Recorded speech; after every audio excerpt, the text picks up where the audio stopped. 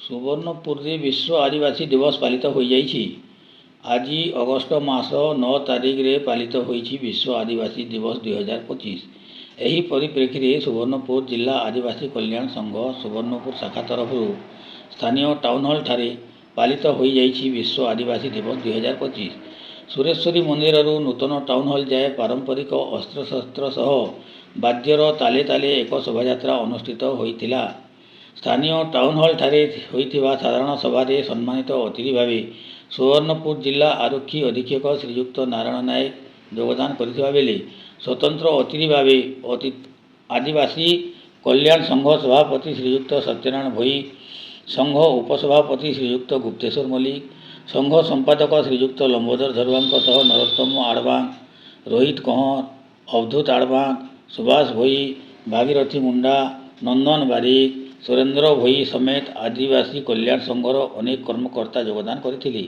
तरभा blocker पूर्वतन chairman Sangeeta Mallik, Sonpur blocker पूर्वतन chairman Madhavilatha Kanwar प्रमुख योगदान करथिले। स्थानीय टाउन हॉल ठारे आदिवासी कल्याण संघ जाति उद्देश्य एक साधारण सभा अनुष्ठित होइतिला। सुवर्णपुर जिला आरक्षी अधीक्षक सदा सर्वदा आदिवासी सुख दुखरे साथी हेबा सह न्यायिक प्रदान क्षेत्र में साहाय्य करने नहीं आशा व्यक्त करथिले। साधारण सभा समस्त अतिथि आदिवासी मानक हक सम्मान को बजाय रखा सहित निज वक्तव्य शेष करथिले। सेथि लगी हमर जे भौणी कले आमे संगठित हेबा संघर्ष करिबा हमर दिन होची।